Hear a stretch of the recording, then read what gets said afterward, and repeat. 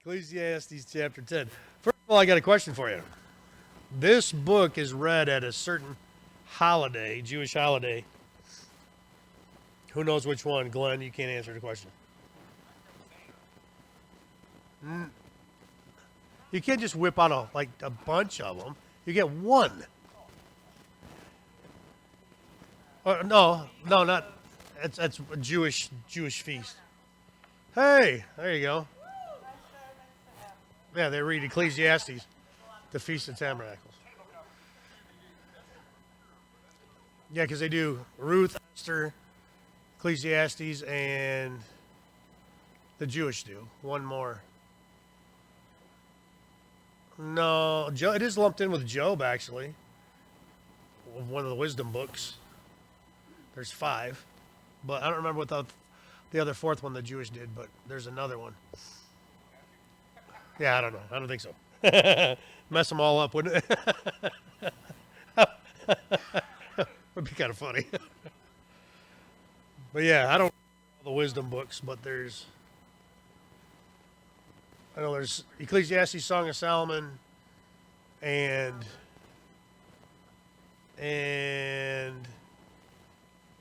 well, there's 5 total, but Ecclesiastes, Song of Solomon. No, Esther's in the other 4. No, Job is one of them. Oh, the wisdom ones? Yeah.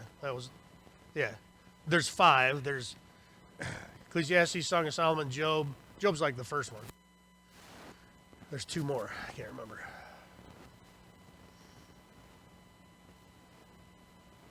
I don't know. But anyway. If I remember, I'll let you know. Don't hold your breath. So, let's get started. Chapter 10. It says, dead flies purify the perfumer's ointment and causes it to give off a foul odor. So does a little folly to one respected for wisdom and honor. A wise man's heart is at his right hand, but a fool's heart is at his left. Even when a fool walks along the way, he lacks wisdom, and he shows everyone that he's a fool. Of the spirit of the rulers, if the spirit of the rulers rises against you, do not leave your post, for conciliation pacifies great offenses. There's an evil that I have seen under the sun, as an error proceeding from the ruler. Folly is set in great dignity, which while the rich sit in a lowly place. I have seen servants on horses, while princes walk on the ground like servants. Last week we kind of talked about verse 1.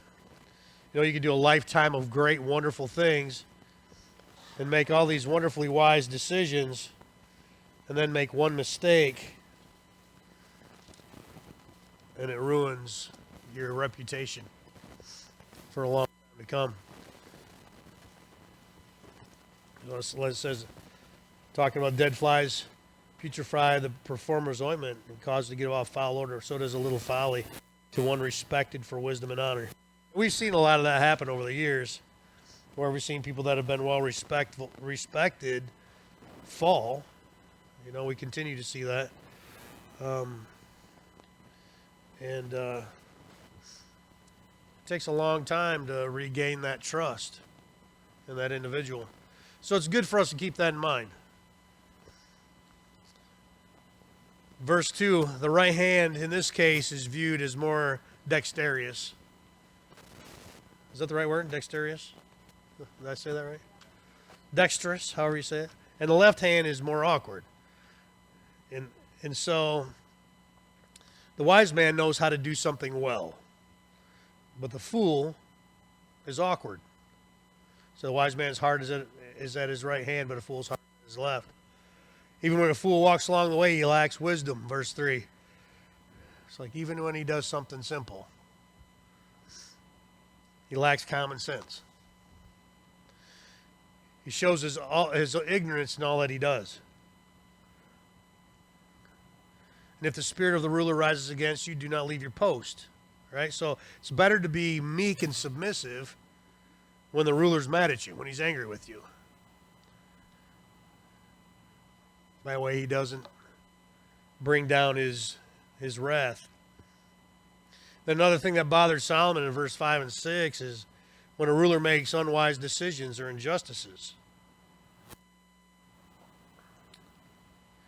In verse 7, because of those injustices, because of those bad decisions, Solomon's frustrated because he's seen servants ride on horseback and princes walk. So the ruler's putting people in positions they aren't really qualified to be in. And we've all seen that in our work life, and especially in politics, the government. We see people get put into situations and jobs where you just shake your head. It's like, who came up with this? Whose idea was that? Verse 8 says, he who digs a pit will fall into it, and whoever breaks through a wall will be bitten by a serpent. And this is talking about criminal activity. You know, like you're setting up a trap, you know, you're digging that hole or breaking into someone's property. There's always consequences that come with that, negative consequences. It says he who quarries stones in verse 9 may be hurt by them, and he who splits wood may be endangered by it.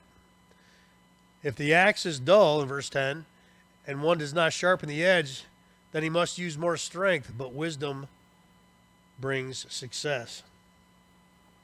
So even in constructive activities, they can have risks or negative consequences, right? Wisdom, sharpening the axe, makes the job a lot easier. And those of us that have split wood understand a dull axe is no good. Ron says, Ron's got a scar to tell you. So this really hits home with you tonight, eh, Ron?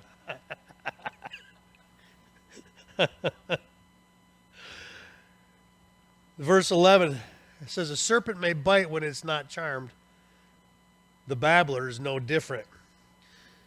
So wisdom can make a job easier when we use this wisdom at the right time, right? So if you charm the serpent before you give it an opportunity to bite you, that'd be wisdom. That'd be wise, right? So we need to use wisdom at the right time. And this is the babbler is no different. Well, we've all experienced that individual. 12, yeah, well,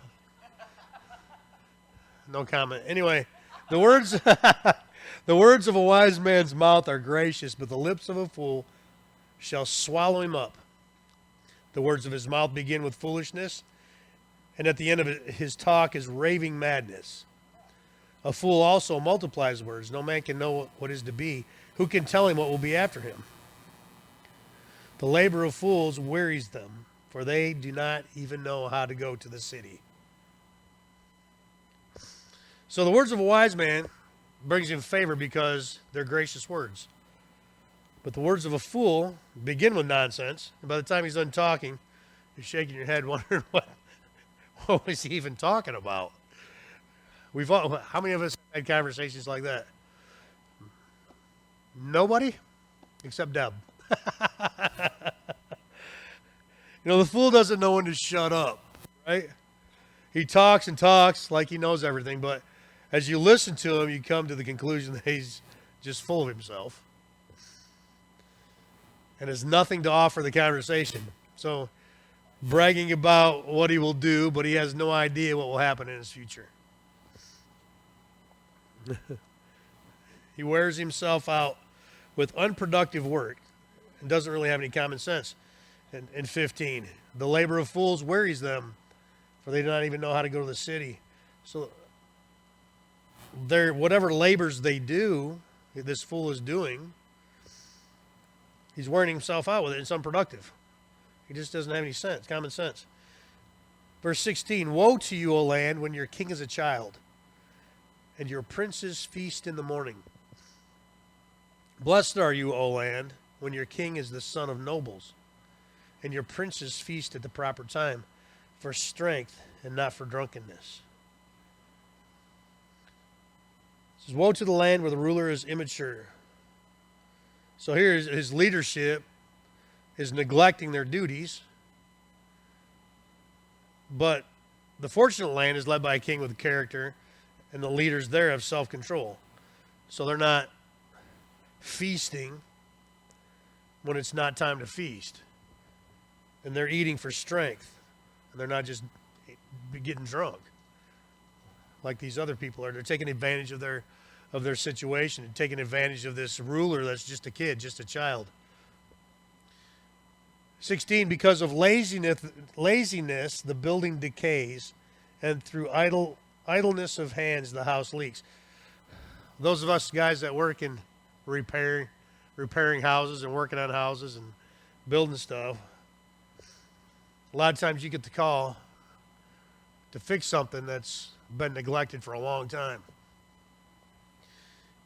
You know, if laziness would cause a house to fall apart, and this could be our life, this could be our country, it could be a lot of different things, but neglecting our responsibilities as caretakers will bring us to this point where things are just falling down around us. God has made us caretakers of quite a few things as men and as ladies, as women. It said, a feast is made for laughter in verse 19, and wine makes merry, but money answers everything. You know, time when we come together and we eat, it's a good time. We have a lot of fun. We laugh together, you know, and wine brings joy. And then he says, money answers everything. I don't know if Solomon meant that money is the answer to everything. Maybe he's just saying that with money, you can buy stuff.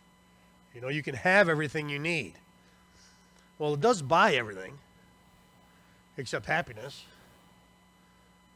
and satisfaction. You know, as we went through this book, we've seen where there's a whole lot of, this is vanity, you know.